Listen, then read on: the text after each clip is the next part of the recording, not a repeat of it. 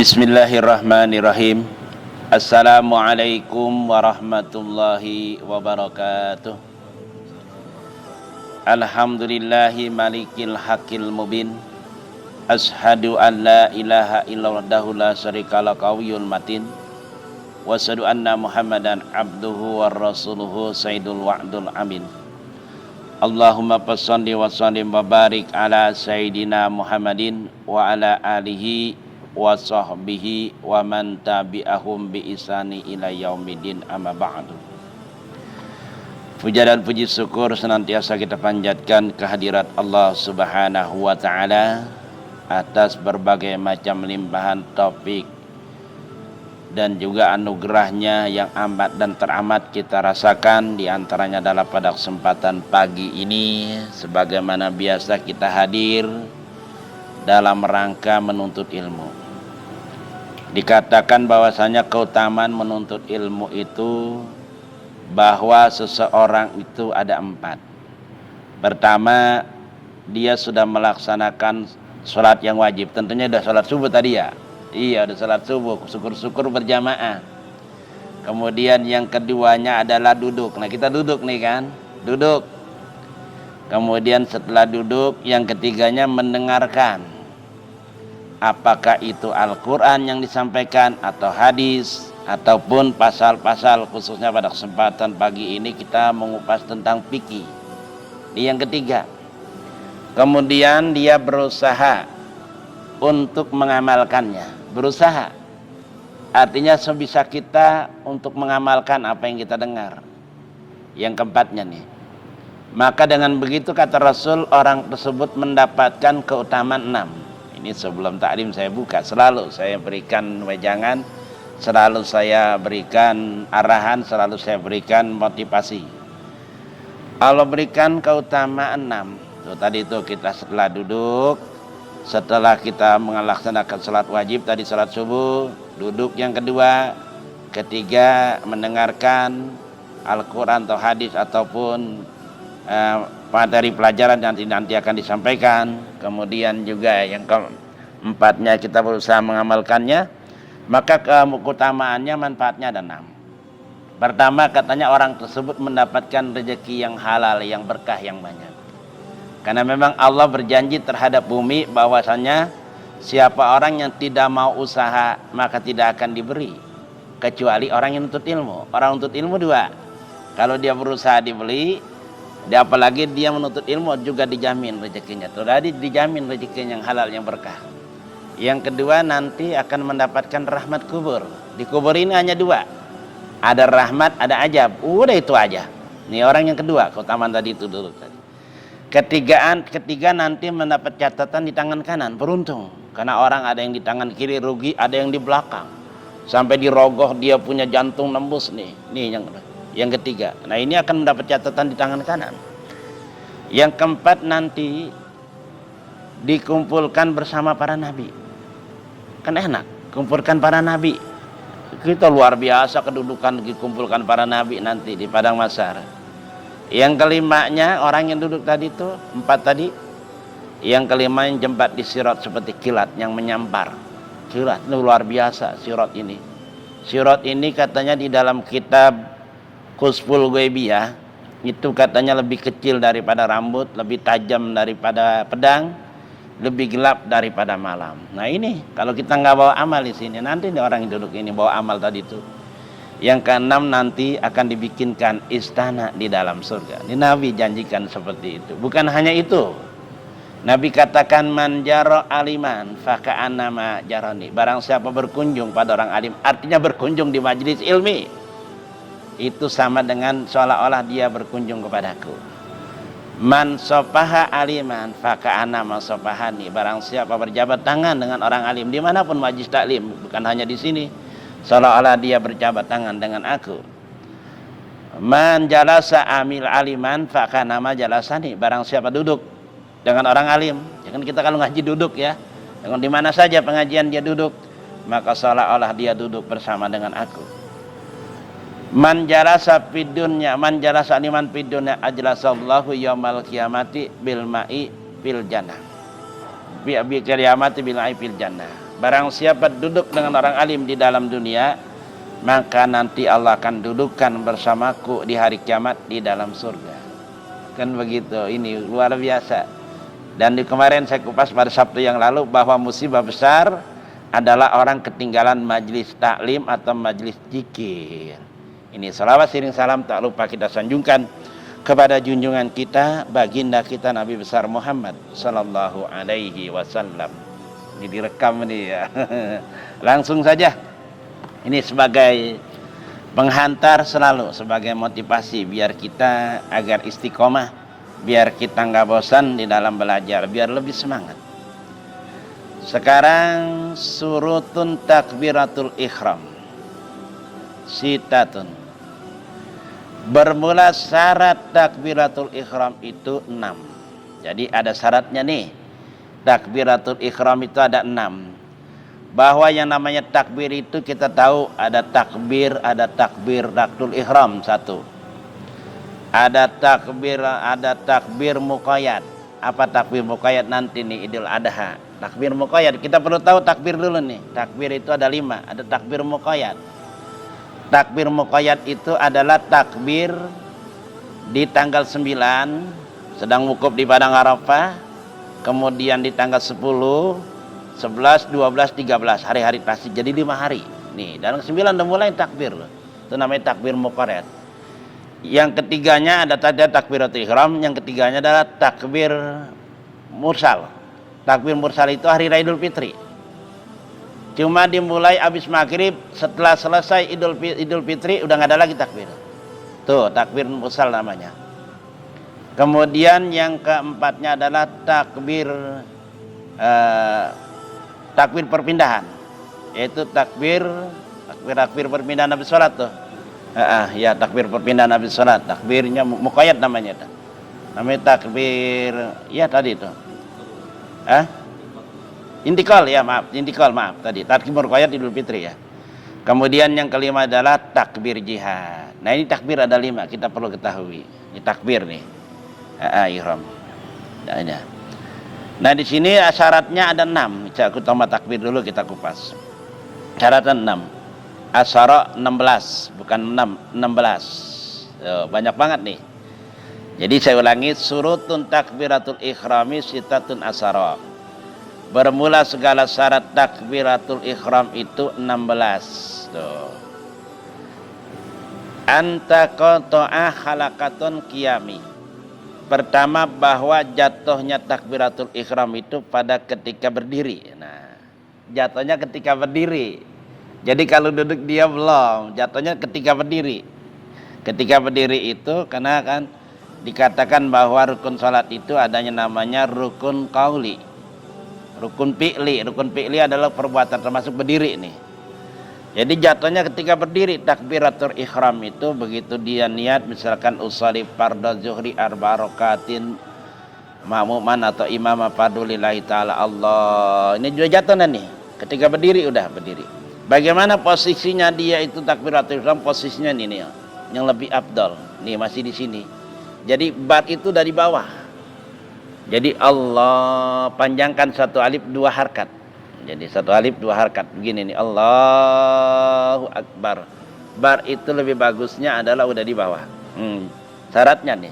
Jadi ketika berdiri, kalau belum berdiri betul belum. Ketika berdiri tegak, maka itu udah jatuhnya takbiratul ihram. Karena ada 16 nih syaratnya berdiri dulu. Karena sholatnya itu adalah syaratnya berdiri bagi yang mampu. Ini bicara bagi yang mampu.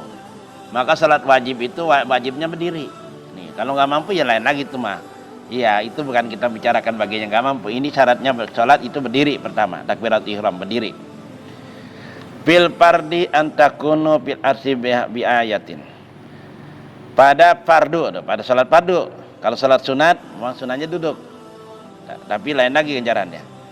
Dan kedua bahwa takbiratul ihram dengan bahasa Arab. Jadi orang itu ketika sholat takbiratul ihramnya nggak bisa pakai Allah Maha Besar, nggak bisa pakai bahasa Arab. Allahu Akbar. Jadi kalau ada orang sholat itu pakai bahasa Latin atau bahasa Indonesia, yang nggak sah, pakai bahasa Arab. Karena ini syarat. Syarat pertama berdiri. Kedua adalah pakai bahasa Arab. Itu bahasa Arab tuh. Kalau nggak bahasa Arab, yang nggak sah. Karena ini syarat. Wantakunna li fajji jalalatin wabil lafid. Dan ketiga, bahwa ada takbirator dengan lafaz Allah dan dengan lafaz akbar, yaitu dengan lafaz akbar tuh. Jadi ya itu tadi Allahu akbar, baru dari sini gitu loh. Jadi kalau pakai Allah maha besar enggak sah. Allahu akbar enggak boleh tuh. Itu lafaz Allahu akbar tuh. Lafaz ini syarat yang ketiga. Wa tartibu baina lafazaini. Dan keempat, mesti tertib antara dua lafaz. Mesti tertib. Jadi jangan enggak tertib antara dua lafaz. Misalkan bagaimana enggak tertib? Akbar Allah. Ya enggak sah. Itu enggak sah. Jadi bagaimana tertibnya antara lafaznya? Allahu akbar. Allah dulu. Maksudnya begitu. Ini syarat yang keempat. Kalau misalkan akbar Allah, enggak sah kecuali zikir. Kita misalkan kan biasanya subhanallah walhamdulillah kan tertib ya. Mau enggak tertib, mau ambil dari mana? Boleh. Kita mau ambil dari mana? Boleh, tapi kagok. Tapi kalau yang namanya sholat enggak boleh. Ini sensitifnya namanya sholat. Maknanya tertib adalah Allahu akbar. Ya Allah dulu, baru akbar. Itu maknanya tuh. Syarat yang keempat, dua tuh. Baina antara kedua lafaznya. Itu tadi mesti tertib. Jangan main-main nih. Lalu bagaimana kalau orang itu lambat? Nah itu nggak sah lagi. Jadi harus tertib. Tertib bagaimana? Ya berurutan. Artinya berurutan harus nyambung langsung gitu loh. Nyambung Allahu akbar. Jadi pakai ilmu. Jadi tadi Allahnya itu dua alif, satu alif, dua harkat minimal. Wala yamudda hamjata jalalatin. Dan keenam, syarat keenam, jangan memanjangkan ia masalah akan hamzah lafaz Allah. Jadi bagaimana? Allah, jangan Allah. Jadi hamzahnya maksudnya alifnya tuh. Jadi itu lain. Enggak salah lagi, jangan dipanjangkan. Biasa aja Allahu akbar. Tuh. Paham kan nih? Iya, jadi Allahnya jangan dipanjangin. Allahu akbar. Allah, launya yang panjang nih, jangan alifnya. Hamzah alifnya tuh maksudnya. Tuh, dan keenam jangan memanjangkan ia masalah akan hamzah. Tuh, hamzah alif tadi tuh. Udah panjang tuh. Satu alif, dua harkat udah panjang. Jadi Allah, begitu aja udah. Nah, lafaz jalalah tuh. Lafaz jalalah. Waduh. Ini berapa nih? Ada dan keenam tuh. Dan jangan memanjangkan masalah akan hamzah. Wa adamu majibatun akbar. Masih 6 juga nih. Dan masih 6 juga nih, masih lanjutnya. Dan 6, jangan memanjangkan akan lafaz akbar. Nggak boleh juga. Akbar itu nggak panjang. Contohnya bagaimana? Kalau akbar dipanjangin, Allahu akbar.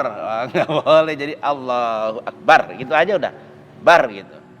Iya, Allahnya doang yang panjang. Barnya nggak boleh dipanjangin. Tuh, masih tetap. Ini syarat yang keenam. Bar sama di takbiran juga, azan juga sama, semuanya bukan hanya di sholat. Akbar mah nggak boleh panjang, kan azan sama tuh, Allahu akbar, Allahu akbar, begitu doang kan. Semua takbiran juga, Allahu akbar, Allahu akbar, Allahu akbar, nggak ada takbiran, Allahu akbar, Allahu akbar, nggak ada kan. Pasti banyak itu dipendekin, bar tuh. Masih keenam, syaratnya keenam, barnya nggak boleh panjang. Ini paham nih kita. Biar nanti ketika sholat itu takbiratul ihram, karena itu rukun qauli, kita hati-hati karena ada syaratnya gitu loh. Tuh. Dan ketujuh, wa alla yasadida ba'a wa la yajadida waw. Dan ketujuh, jangan mentasdidkan ia masalah akan ba. Tuh, jadi akan baknya itu jangan dikasih tasdid. Bagaimana dikasih tasdid? Baknya itu Allahu akbar, barnya itu dikasih tasdid, dikagetin gitu loh. Iya, jadi bar itu kan langsung sukun aja ya. Enggak ada tasdid. Di mana dikasih tasdid? Ya dikasih tadi dikagetin, dicentak bahasa kitanya. Tuh contohnya begitu. Jangan. Ya bisa jadi orang kalau nggak tahu nih. Ini syarat yang ketujuh. Wala yajida wawu, dan syarat ke-8 bahwa jangan memanjangkan ia masalah akan wawu. Apa itu wawu? Allahu akbar, Allahu akbar. Jadi wawunya nggak panjang. Ada wawunya nggak dia? Allahu akbar. Ada. Allahu akbar, Allahu akbar, Allahu akbar, Allahu akbar. Nggak boleh. Lagi-lagi wawunya juga nggak panjang. Kemudian di sini sakinatan amutahrikatan, yang mati atau menambahkan wawu. Atau menambahkan wawu. Yang mati atau menambahkan wawu juga sama. Amutahrikatan yang berbaris. Yang berbaris itu yang baris harkat baina antara keduanya. Al kalimatin, kalimat seperti dikata Allahu Akbar, Allahu Akbar, nggak boleh ditambahin wawunya, nggak boleh. Iya, dikata Allahu Akbar, jadi Allahu Akbar, dan nggak boleh dikasih wawu. Ini syarat yang ke-8. Wala yajida wawu qablal jalalatin. Dan ke-9 bahwa jangan menambahkan ia masalah akan wawu. Tuh, sebelumnya lafaz Allah. Jadi jangan menambahkan akan wawu sebelum lafaz Allah. Jadi nggak ada Allahu Akbar. Jadi nggak boleh dapatkan wawu sebelum lafaz Allahu Akbar. Nih dicontohin di sini. Wala yatifa baina kalimatin, dikata wallahu akbar. Tuh, enggak boleh. Wallahu akbar. Kayak orang sumpah. Dan demi Allah ya. Enggak ada itu salat enggak pakai dannya. Wawu itu kan maknanya dan demi Allah. Dikata wallahu akbar. Enggak boleh tuh. Ini yang ke-8. Wala yatifa baina kalimatal takbiri. Dan ke-10 dan ke-10 kok 10 nih. Oh ini dong 9 tadi nih. Wallahu akbar ya. Dan ke-10 jangan diam iya. Masalah antara dua kalimat itu takbirnya. Takbiri daripada takbir pada pada perhentiannya. Jadi jangan diam. Jadi Allahu akbar langsung aja, jangan diam lama. Karena apabila dia melama enggak langsung dia Fatihah bisa batal lagi. Artinya langsung baca doa iftitah. Gitu langsung, jangan diam tuh. Jadi jangan diam lama. Seperti contoh misalkan di baca doa iftitah itu kan sunnah. Baca Fatihah dia misalkan baca Fatihah dia melama udah batal lagi sholatnya. Dia melama gitu. Jadi langsung aja. Kecuali diamnya imam untuk ngasih waktu buat jamaah baca Fatihah. Bagaimana bagusnya mah sampai selesai Fatihah, tapi rata-rata ini jangan diterapkan. Kalau andai diterapkan ini imam nomelin. Karena itu tadi kelamaan gitu katanya. Dianggapnya imam kenapa ini lama benar, padahal mah seperti itu kalau mau tahu. Ini baru diterapin oleh Kiai Fahrudin Al-Bantani ini. Masalah soal habis baca Fatihah lama dia baca ke surahnya. Kenapa? Untuk dikasih waktu jeda untuk imam baca Fatihah sampai selesai kalau bisa. Jadi nanti begitu imam baca surah, si makmum cuma dengerin gitu loh. Itu harusnya begitu salat berjamaah. Daripada perhentiannya jangan lama dia. Tawiyatan yang panjang, jadi jangan panjang-panjang. Wala qasiratan, dan jangan perhentiannya yang pendek. Jadi jangan panjang juga, jangan pendek juga. Ini habisin apa sampai 10 doang nih? Sampai 10 aja. 10 aja ya. Jadi biar nanti bisa kita kesimpulannya nanti ini sampai 10. Yang 11-nya nanti lain lagi nih. Ini yang 11 nih Pak Sobri. Sini ya tandain ya. 11 nih nanti. Jadi wajib mendengarkan akan masalah akan diamnya itu sekalian. Jadi nanti yang ke-11 lain lagi nih. Jadi kesimpulannya bahwa pelajaran kita pada kesempatan pagi ini tentang syaratnya takbiratul ihram. Yang kita tahu tadi dari pertama, kedua, ketiga, keempat, kelima, keenam, ketujuh, ke-8, ke-9, ke-10. Ini kalau orang yang pakai ilmu dalam hal ibadah enggak sembarangan. Maka tadi saya katakan, ini sholat belum dalam hal soal tasawufnya, akhlak. Tasawuf itu akhlak. Seperti begini ini udah tasawuf sholat. Saya digulung ini kalau dalam sholat belum, karena memang akhlaknya adalah sholat yang digulung, dikeluarin bajunya. Ya kita pakai baju koko, bajunya juga yang agak panjang. Ya ini begini udah, cuma karena bukan dalam sholat, dianjurkan juga pakai sarung dalam sholat. Itu disunahkannya pakai sarung. Ini udah memenuhi syarat. Kemudian di dalam hal sholat itu banyak yang kita lihat orang itu nggak paham. Kenapa rukun sholat itu kan terdiri dari 13. 13 itu kalau misalkan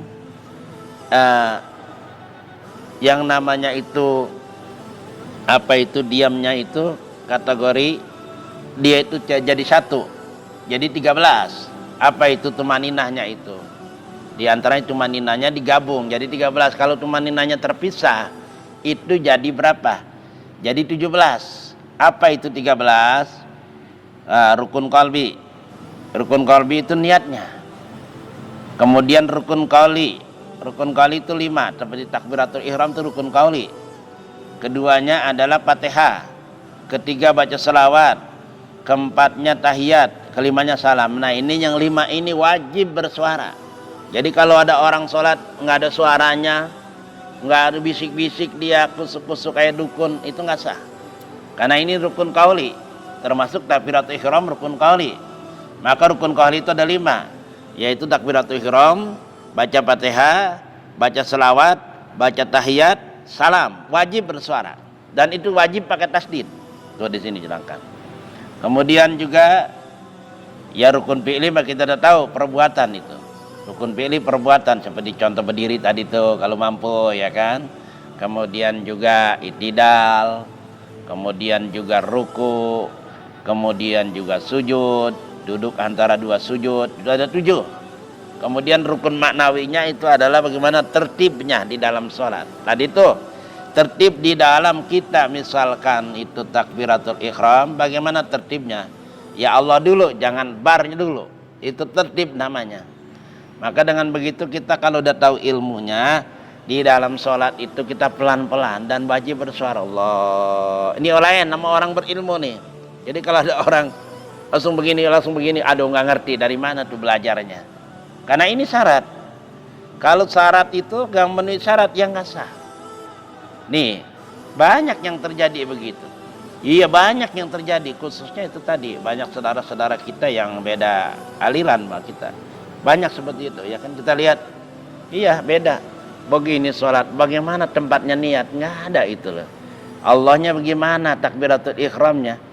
Makanya saya kagak ngerti itu kalau yang begitu-begitu. Nih, jadi ada syaratnya. Karena ini ada rekamannya ya ini saya tinggal bertanya kembali, apakah ada yang kurang jelas? Bisa kita sama-sama kupas. Kalau udah jelas kan bisa dengerin di sini. Apa kira-kira yang bisa ditanyakan? Ini materi tentang yang tadi sama-sama kita pelajari ataupun yang lainnya. Sebelum doa ditutup, dipersilakan.